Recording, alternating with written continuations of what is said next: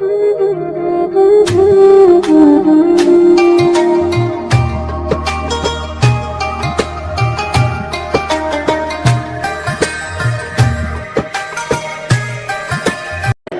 যেতে হবে। দালান ঘর, বাড়ি ঘর, টাকা পয়সার জন্য পাগল হয়ে থাকি আমরা, কিন্তু এটা আমার আসল ঘর নয়।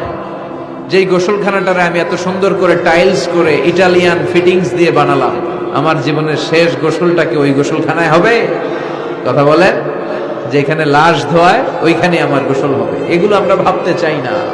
কবরের জীবনটা আসল জীবন। বিশ্বনবী দোয়া করতেন, আল্লাহুম্মা ইন্না নাউযু বিকা মিন আযাবিল কবর। আল্লাহ, আমি আপনার কাছে কবরের আযাব থেকে পানাহ চাই, কবরের আযাব থেকে বাঁচতে চাই। এই কবরের মধ্যে অনেক ফিতনা হবে, অনেক সুয়াল হবে। কবরে প্রশ্ন আছে না নাই? কথা বলেন। প্রথম প্রশ্ন জিজ্ঞেস করা হবে, মার রব্বুক, তোমার রব কে?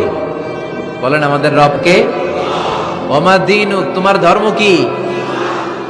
বিশ্বনবীর চেহারা দেখিয়ে বলা হবে, আতারিফু মান হাযার রাজুল, এই লোকটারে চিনো? আমরা কি বলবো? আমরা চিনি, উনি আমাদের প্রিয় রাসূল মুহাম্মদুর রাসূলুল্লাহ সাল্লাল্লাহু আলাইহি ওয়াসাল্লাম। এরপরে জিজ্ঞেস করা হবে, এগুলো কোত্থেকে শিখলা? আমরা বলবো, কোরআন থেকে। ফায়ুফসাহু লাহু কবরুহু ৭০ যিরাআন। সুন্দর সুন্দর উত্তর করতে পারলে আপনার কবরটারে ৭০ হাত লম্বা করে দেয়া হবে।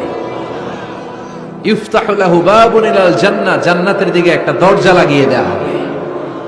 ইউলবাসু মিন লিবাসি আহলিল জান্নাহ, জান্নাতীদের পোশাক পরিয়ে দেয়া হবে। জান্নাতের পোশাক কেমন হবে জানেন? রেশমের পোশাক। ওয়া লিবাসুহুম ফিহা হারির, the dress will be in Jannah with fine green silk with the gold embroidery. জান্নাতে যারা থাকবে তাদের পোশাক হবে পাতলা সবুজ রঙের রেশমের কাপড়ের পোশাক, যেটার মধ্যে গোল্ডের, স্বর্ণের ডিজাইন করা, এমব্রয়ডারি করা থাকবে। ওই পোশাক পরিয়ে দেওয়া হবে। আর বলা হবে নাম কান্নাউমিল আরুস, বাসর রাতে জামাই যেমনি আনন্দে ঘুমায় তুমিও ঘুমাও। দুনিয়াতে অনেক কষ্ট সহ্য করছো, দুনিয়াতে পুলিশের দৌড়ানি, র্যাবের দৌড়ানি, আছে না নাই? ইসলামের পক্ষে যারা কথা বলে নিজ এলাকায় পরবাসী, আছে না নাই?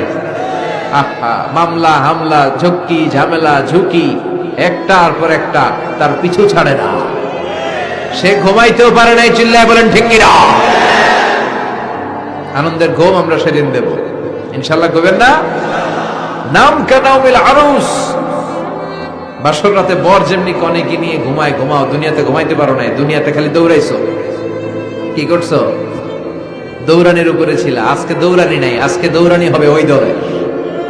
কথা কন। যারা ইসলামের পক্ষে ছিল না, আজীবন ইসলামের বাঁশ দিয়েছে, আজকে ওদেরকে বাঁশ দেওয়ার পালা। সেদিন হিসেব উল্টে যাবে। কথা বলেন। এবার ওদেরকে প্রশ্ন করা হবে, তুই ক মার রব্বু? কয় আমি জানি না। কি জানোস? কয় কিছুই জানি না। কি যে জানি না ওইটাও জানি না। দ্বিতীয় প্রশ্ন, ওয়ামা দীনুক, তোর ধর্মের নাম কি? কয় জানি না। ফেরেশতারা কয় আর প্রশ্ন বাকি একটা, তারপরে আমগো খেলা শুরু।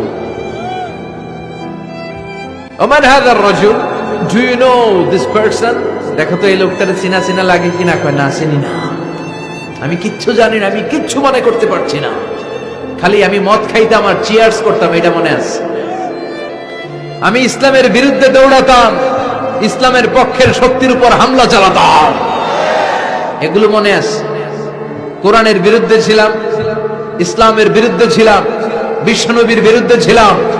বিশ্বনবীর বিরুদ্ধে আমি বিষোদাগার করতাম, ইসলামের বিরুদ্ধে আমি জনপ্রচারণা চালাতাম। আজীবন আমার জীবনটারে আমি কাটিয়েছি ইসলামের বিপক্ষে। সুদ, ঘুষ, দুর্নীতি, যৌতুক, মদ ছিল আমার নিত্য সঙ্গী। আমি কিচ্ছু মনে করতে পারছি না, আমার ধর্ম নাই, আমার কিছুই মনে নাই। ফেরেশতারা বলবে ঠিক আছে, এবার আমগো খেলা শুরু। ফায়ুতরাকু বিমাতারিকা মিন হাদিদ, লোহার হাতুড়ি দিয়ে এবার ওর পিটানো শুরু হবে। পিটাতে পিটাতে ওর গায়ের গোশত আর মাসেলগুলো থেতলে ফেলা হবে।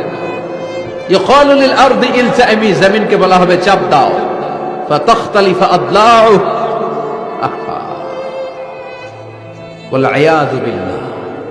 কবরের এক পাশের মাটি আরেক পাশের মাটি এমন ভাবে চাপ দিবে, ডান পাশের পাজরের হাড় বাম দিকে ঢুকে যাবে, বাম দিকের হাড়টি ডান পাশে এসে যাবে।